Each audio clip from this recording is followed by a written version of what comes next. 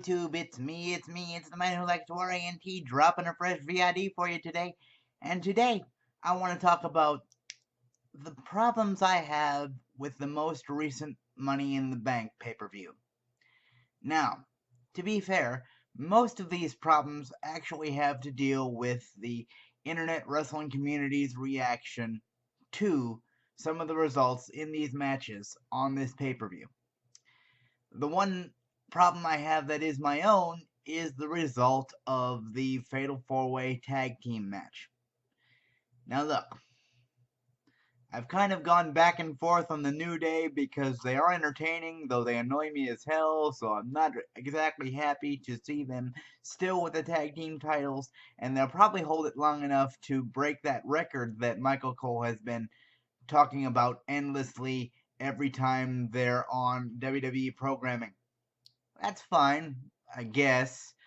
Although, what is it these days lately with your champions having to have these exceptionally long title reigns to prove how good they are? Now, I know in the past I've talked about how WWE's been playing 50-50 booking back and forth, and they needed consistent wins to make people believe in wrestlers again. I get it. I understand what you're trying to do. But here's the thing.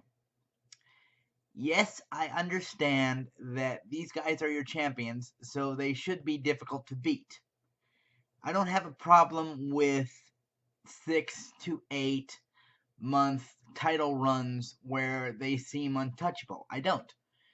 But when you approach a year long, the last year-long title reign I truly enjoyed were CM Punk and AJ Lee's title reign, respectively. That doesn't mean you need to do it every time. What you need to do is start spacing these title reigns out for your mid-card to lower-card tag team and other champions at the singles level to show that they can be a viable threat to the long-standing champions.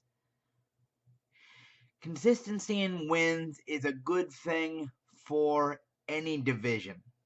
It's difficult to get behind a sports team when they're only winning half the time and then losing the other half. You may be a diehard fan, but I guarantee you're more likely to change the channel if you were to know that, okay, my team lost last week, so they're going to win this week, but then they're going to lose the next week. Back and forth, you can't do it. You get motion sickness that way. So I really would have liked to have seen a tag team like The Club or the Vaudevillains take the titles off a New Day, and if you needed a reason to keep some momentum behind the New Day, you could have simply said they lost it because of the Fatal 4-Way format, and then have them pick up the titles again a few months down the road. I don't know. This may be innovative thinking to a man who's stuck in his ways like Vince McMahon is, but that doesn't surprise me. Vince, I want to say I do respect you for all the years that you've given us good quality entertainment, and I have no doubt the heart and desire is there, and I have no doubt how much you care for the business that you've ran for the better part of 30 to 40 years, I believe it is. But it's time to get some new ways of thinking in there, because the objective, just in case you have forgotten, because you haven't had any stiff competition in the good number of years, is to attempt to get all your wrestlers over. Granted, there are some that just won't work. For example, Adam Rose's party animal gimmick that he had when he first showed up. That was entertaining for the first 2 weeks, and then it got old because there's nothing more you could really do with it. So I understand there's going to be some gimmicks you try that just aren't going to work. But there are some that are working. Like the latest challenge that you're going to have at the New Day. The Wyatt family, I do believe, is the perfect candidate to overthrow these guys. However, I would have waited, if I were you, for Luke Harper to come back. So for once, New Day is actually the team with the numbers disadvantage. Right now they're just even. And unfortunately, or fortunately, depending on if you're a fan of New Day or not, um, New Day finds a way to win when the numbers game is either in their favor or at their at equal terms. I swear I can't speak the English properly today. But that was the first problem. Second problem. A lot of people have issue with the way the AJ Styles John Cena match ended. Because I've been reading on wrestling forums all over the place. Oh, AJ signed the contract that said the club wouldn't be at ringside, so they shouldn't have come out and they interfered and they ruined a great match. Grow up, guys. Because at no point in that contract signing did it say that the club was barred from ringside. Plus, I'm gonna let you guys in on a little secret. Come close. Come closer. A little closer. AJ Styles and the club are playing the heel. Heel equals bad guy. Bad guy do devious things to screw good guy out of win. Plus, let's be fair. I know it was John Cena's first match back, but does he really need the win over AJ Styles? Or, in fact, did WWE end up doing the right thing? Yes, they did. When they took AJ and the club and put them over as the alpha ass kickers. Plus, let's face it, if AJ lost to Cena, they'd just end up burying the little guy, and he'd struggle probably to the end of his contract, and excuse me, and get frustrated and go somewhere else. And you don't want that because AJ is a phenomenal piece of talent. It's not like he just gave himself that nickname and stuck and people rolled with it. You've seen what AJ can do in the ring, and if you haven't, go get a subscription to the network, punch up AJ Styles, and watch his matches with Roman Reigns. Watch his match at Money in the Bank, and tell me you aren't blown away. So lay off AJ and the club. They're doing exactly what they need to do. The only thing you really need to do with the club right now is get Anderson and Gallows some consistent wins. But you might get to that down the road. I don't know. One last big problem with the Money in the Bank pay-per-view that I've seen a lot of people have is, and I guess it isn't a problem because it is a valid point of view.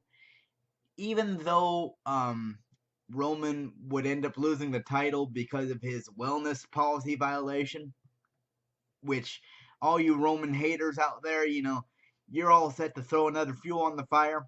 Here's the thing. Roman stepped up, admitted it, apologized, and it's time to move on. That's what you guys need to do. Roman is a fantastic talent. He's not the first guy to violate the wellness policy. He won't be the last. But you'll lay into him because he's the chosen one. Guys, little by little, week to week, Roman is doing more and more to earn that moniker. So lay off the man. But anyway, what a lot of people would have claimed to like to have seen is have Roman beat Rollins so he can say, now I have beaten you, I'm the champ, and then all of a sudden we hear Dean Ambrose's music, and he runs out and cashes in on Roman. And the reason that didn't happen, and I believe it's for the best, is because right now, Dean Ambrose may be the most over babyface in the company that you have. And if he were to do the exact same thing he did to Rollins and instead put Roman Reigns in that place, now you almost have to turn him heel, which would come out of nowhere and leave fans confused and disenchanted because they just really started getting behind Ambrose, and now all of a sudden you want to turn him heel by that action. I don't get it. Do I understand where people are coming from who want to see that? Yeah, because it does make sense to keep Roman's character stronger that way, at least. But in the whole, I think there was more right in the decision to have Ambrose cash in the way he did than there was wrong. And now, even though they claim to give it in to us at Battleground, I think some suspicious circumstances should happen at that one, so we get a proper Shield triple threat match with a conclusive ending at SummerSlam. Because right now, that is the biggest main event that people want to see. And I know Roman's policy will be up by Battleground, so there's a chance he could win the title back. I really don't want to see Dean Ambrose in the transitional championship role, in that I won the title at this event, albeit because of these conditions that I have the right to use because I won the case. But I think he should keep it for longer than a month, don't you? He's worked hard enough. I've watched his promos that he cuts on Raw and SmackDown. I gotta tell you, Dean is very entertaining, and he's finally found the mixture of being that wacky, crazy guy on the mic and that guy that you don't want to be in the ring with when he gets that faraway look in his eye.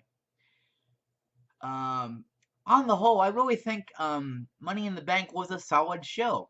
If there was one thing that really hindered it, it's that the rest of the matches, like Sheamus and Apollo Crews, could have done with some more build-up. The Divas Tag Team match, which went back to being the universal piss break for all the rest of us fans out there that watched it. There was no flow in there. The heel turn by Natty on Becky Lynch might be a way to get the last kicker over, because I fully expect the good girl in Becky Lynch to topple the now heartless Natalya. There's a tagline for you, WWE. You could use it. Heartless Natalya. Why not? We've had the King of Hearts, the Black Heart. Why not Heartless? Basically, the matches that I cared about on Money in the Bank, which was